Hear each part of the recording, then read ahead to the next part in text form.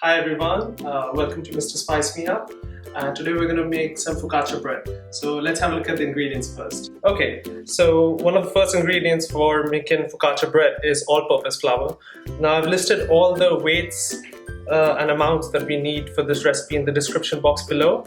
So I'm just going to talk about the ingredients here. And so all-purpose flour, there you go. Then we need some flaky sea salt, some black pepper, and a few cloves of garlic as well. I've nicely finely chopped it. About half a teaspoon of some dry oregano leaves. You can use fresh ones if you've got it available. And I've got some active dry yeast here. Some sugar. I'm using Demerara sugar, but you can use just white sugar, and you can even use honey if you've got some. And I'm using extra virgin olive oil. You really want to use a really good quality of extra virgin olive oil, and it really adds up to the flavor. And water as well. So first things first, we need to proof the yeast and make sure it's nice and active. So what I did was I took my water, added some yeast and the sugar, and you've got to stir it nicely for about a minute or two until the yeast granules are nicely dissolved, and then you just keep it aside. You cover it up with a plate or so, and after about 10 minutes or 12 minutes it should be nice and foaming, like as you can see over here. So it should be really nice and foamy. That means the yeast is active. So let's proceed to start incorporating all these ingredients then.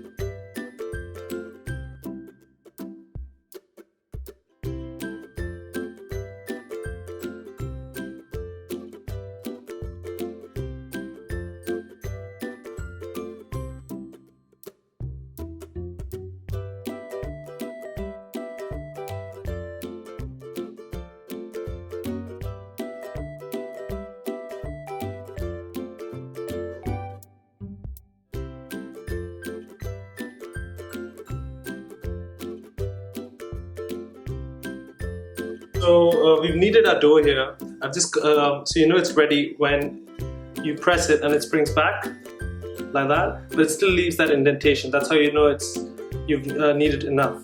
You don't need to knead it anymore. I've just put a little bit of olive oil on it and around it like that, just so that when it's proof and it doesn't really stick.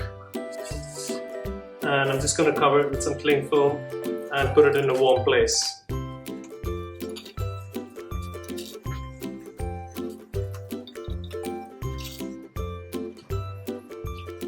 Okay, so here I've got our tray lined up with some parchment paper, and I've just put some oil on it so that it doesn't stick on it.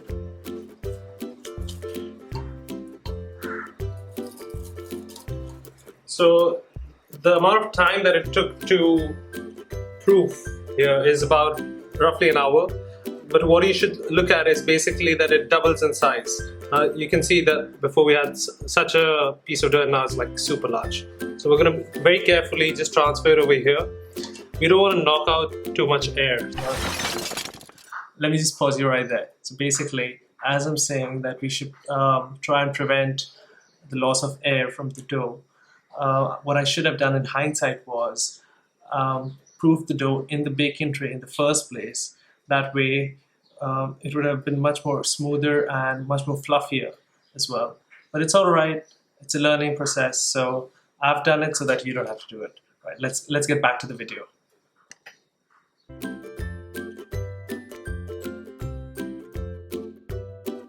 Now we're just going to cover it back again. And then we'll wait for it to proof rise again. This is our second proofing. Right, so we allowed it to set for 30 minutes, and as you can see it's rised up again a little bit. Now we're just gonna put our indentations, put some toppings here and there. We're gonna put some salt and then straight into the oven. So to put the indentations, literally just gonna oil my fingers a little bit, and then you just have to go for it.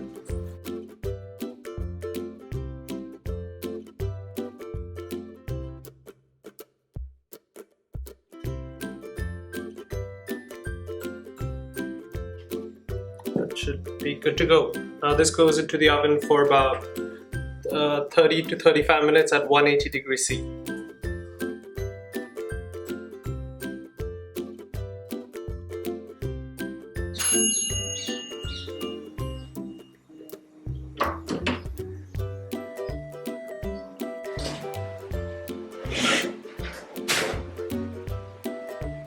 This is ready. I'm just going to let it cool down for a bit and then take it out of the tray. So this has been cooling down for a bit, nearly 10-15 minutes. I'm just going to take it out very carefully. Just going to place it here for another 5 minutes and then we're going to cut it. So this has been cooling down for another 5 minutes. Now we just carefully peel it out. Right. So just to again show you how crisp it is, you can. That's okay. So I like my focaccia to be very crunchy and crispy. If you don't like it so crunchy, what you can do is instead of spreading it out, keep it nice and compact. That way it'll get some more lift and you'll get a really soft focaccia instead of a very hard, crispy focaccia. So let's cut it and see how it looks like.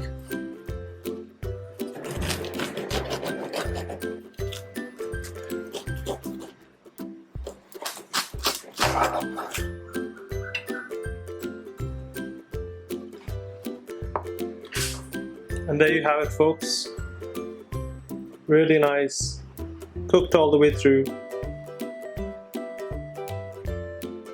Some focaccia bread, nice and crispy, and really, as you can see, the grain, the crust on the inside is really fine, and that's what we want. We want it to be light, but at the same time we don't want too many air bubbles, which is why we proof it twice and not just once.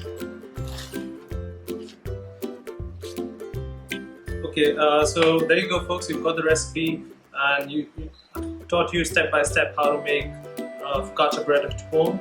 Now this stays fresh for about 2 days, but I would recommend putting it in the fridge, and you can even freeze this bread for about up to a month. And I hope that you folks out there get inspired to get in your kitchen and start baking. Cheers! Thank you so much for watching, and bye bye.